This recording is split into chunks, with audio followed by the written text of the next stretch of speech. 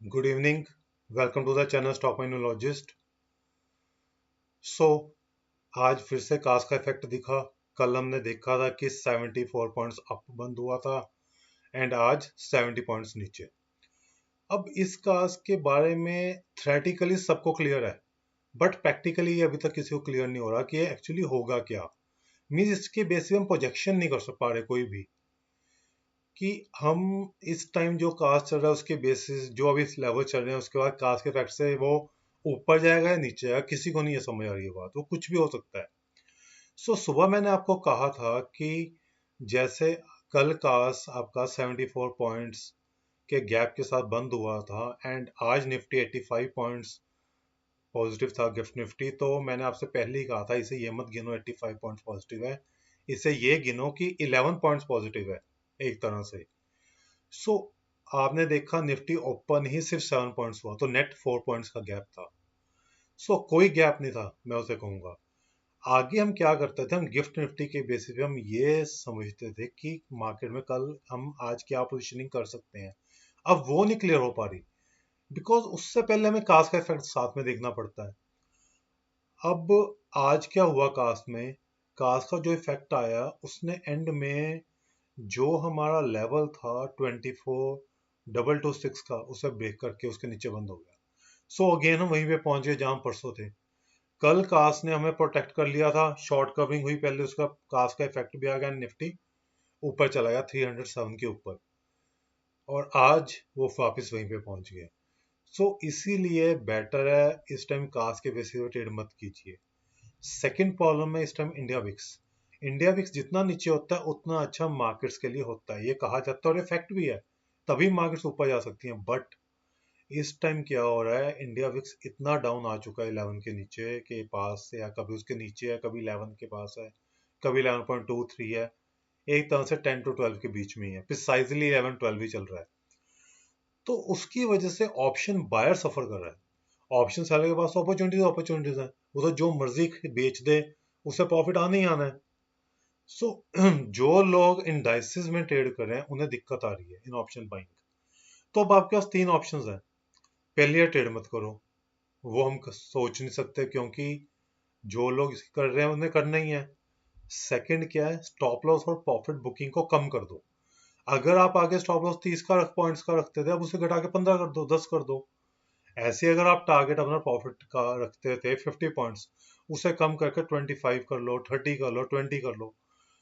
तीसरी ऑप्शन क्या है, पूरे दिन में ट्रेड मत करो, जैसे ही आपके लेवल को टेस्ट करे वहां पे सिर्फ एक ट्रेड करो कि 307 के पास पहुंचा वहां पे शॉर्ट कर लो, उसके ऊपर निकल गया तो लॉन्ग कर लो, 24,226 के नीचे गया तो उसे देखो नीचे जा रहा है तो उसे शॉर्ट कर दो, उसके पास आया तो वहां पे लॉन्ग कर दो। तो उससे दिन में एक या दो ट्रेड्स ही बन पाएंगे। बेसिकली इस time capital protection is the main thing. अगर आपके टारगेट्स हैं कि हमें लॉन्ग कमाना है, बड़ा कमाना है, then this is not possible for option buyers. क्योंकि आप कास्ट से पहले जो मर्जी एंट्री ले लो, कल क्या होगा वो किसी को नहीं पता, आगे भी नहीं पता होता है, लेकिन अब कास्ट की वजह से वो प्रेडिक्ट करना ज्यादा मुश्किल हो गया है।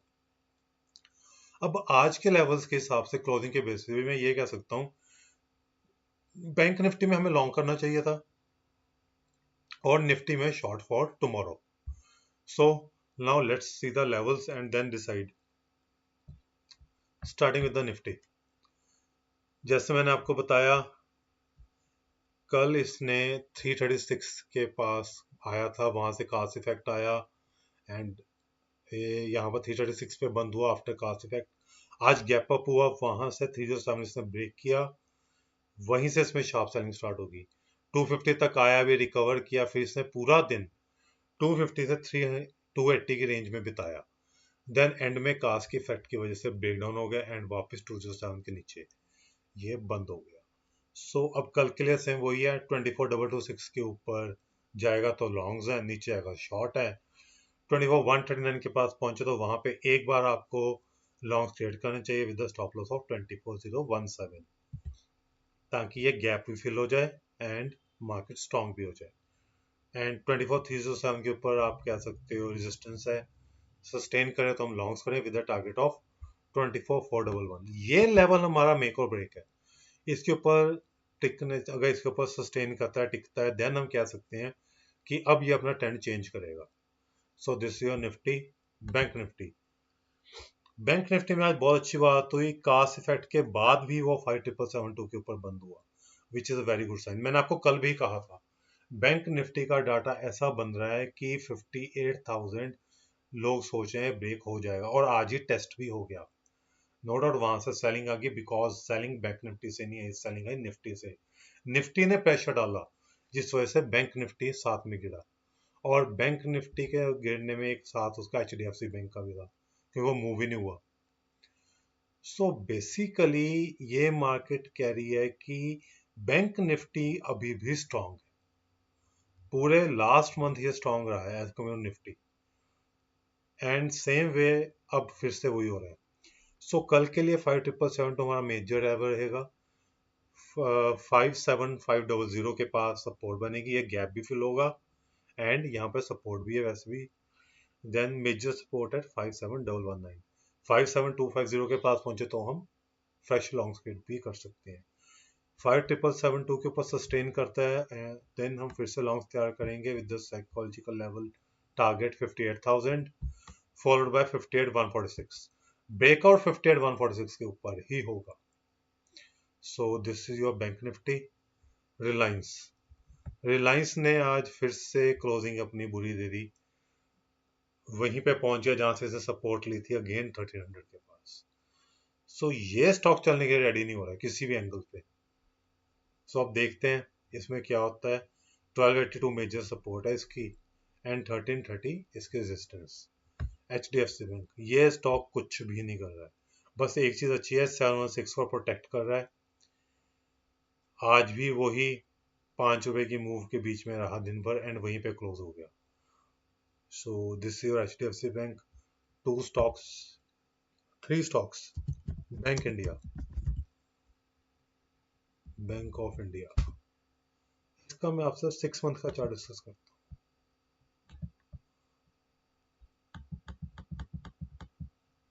मैं इसे एक बार के लिए मैं इसे डिलीट कर रहा हूँ,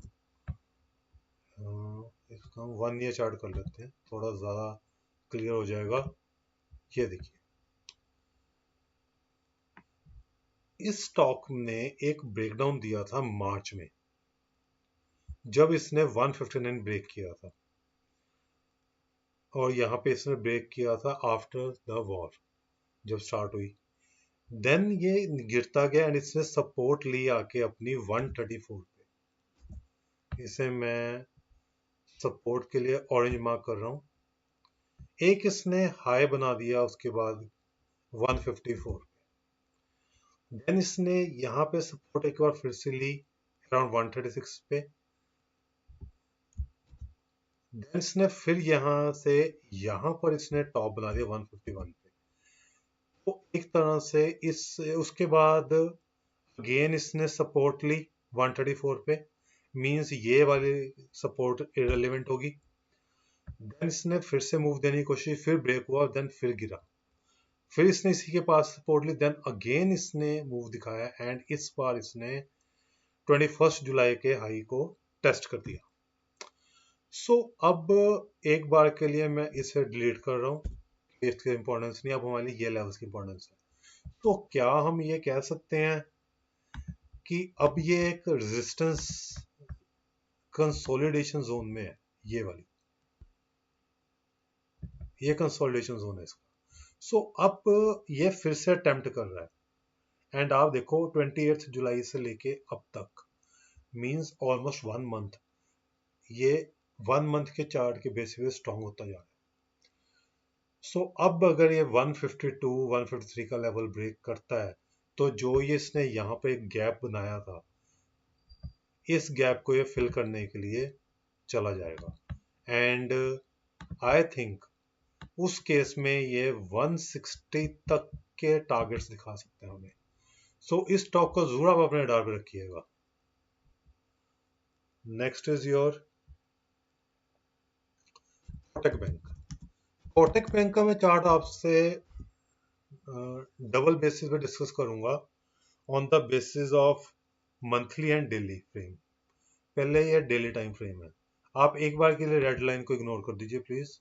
ये देखिए 2 अप्रैल 26 से लेके अब तक, एंड यहाँ पर 5 जनवरी 26 से लेके अब तक इसने एक सिमेट्री का ट्रायंगल पैटर्न बनाया 400 पे, और वहां से इसने आज ब्रेकआउट दे दिया। एंड जो इसने ब्रेकआउट दिया है, ये जो इसकी रेजिस्टेंस है 412 उसके ऊपर भी दिया है। अब इसकी रेलिवेंस क्या है, इसके लिए हम देखेंगे मंथली चार्ट फ्रेम।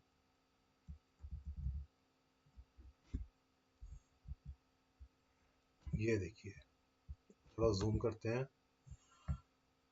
दिसंबर 2020 इसने मूवमेंट दी, यहीं से फेल हुआ। सितंबर 21 में मूवमेंट दी, फेल। नवंबर में फिर मूवमेंट दी, अप गया, देन अगेन फेल। 21 नवंबर में अगेन फेल, नवंबर 2021। देन फिर इसने मई 2023 में अगेन अटेम्प्ट किया, फिर फेल हुआ। देन उसके बाद इसने मार्च 25 में फिर क्रॉस किया, एंड इसके ऊपर इसने स्पेंड किए ऑलमोस्ट 3.5 मंथ्स, वहां पे फिर ब्रेक डाउन दिया। And then 2 months, September and August, 2 महीने ये इसे टेस्ट किया, फेल हुआ। देन अक्टूबर में फिर ब्रेकआउट दिया, नवंबर में सपोर्ट ली, दिसंबर में हायर बैंड बनाया, एंड जनवरी में इसने फिर से ब्रेकडाउन दिया। फरवरी में प्रोटेक्ट करने की कोशिश की 26 में, फेल हुआ। एंड देन मार्च में big candle after the war. Then इसने हायर एंड हायर लोज बनाने शुरू किया ऑन मंथली बेसिस। तब से इसने एक बार भी नीचे जाने की कोशिश नहीं की। तो फोर्थ जो आपका 413 आपकी जो मेजर रेजिस्टेंस थी, आज इसने उसके ऊपर क्लोजिंग दे दी है। सो अब अगर मैं इस चार्ट को वीकली बेसिस पे ले जाऊं या डेली पे ले जाते हैं, चलिए, तो आप यहां से कह सकते हो इसमें ब्रेकआउट हो गया। एंड अब यहां से ये आपका 421, 431 एंड 436, यहां तक कि आपको ये एक अप मूव दिखा सकता है। इन्हें हम ग्रीन कर देते हैं फॉर द टारगेट्स। सो इस स्टॉक को थोड़ा सा अपने रडार पे रखिएगा। ये स्टॉक भी कुछ करने के लिए लग रहा है रेडी हो रहा है। इसे भी मैं ग्रीन कर देता हूँ, देन दिस ऑल्सो। तो ये मेरे तीनों टारगेट्स हमने ग्रीन कर दिए। अब सपोर्ट इसकी क्या रहेगी, यही सिमेट्रिकल ट्रायंगल का ब्रेकआउट, मींस वही 400 का लेवल इसकी सपोर्ट आ गई फिर से। मींस जहां से आज इसने मूवमेंट दिया वहीं पर इससे सपोर्ट आ गई है। So this is your Kotak bank. Then OFSS,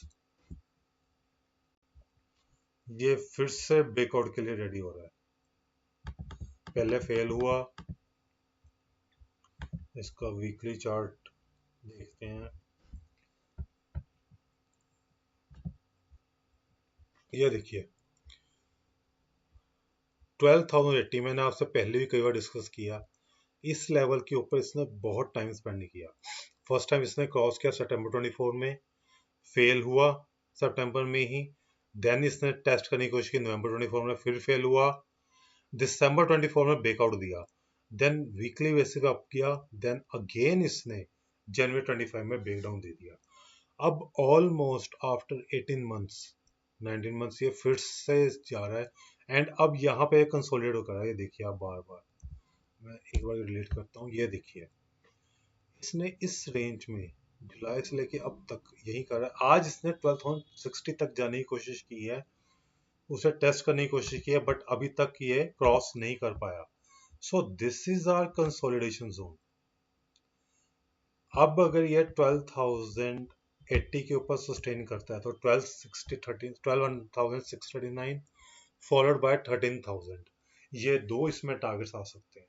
सो इस स्टॉक को जरूर डाल पे रखिएगा। This is the best IT stock, and जो इसने परफॉर्मेंस दी है कोई भी आईटी स्टॉक दे नहीं पाया।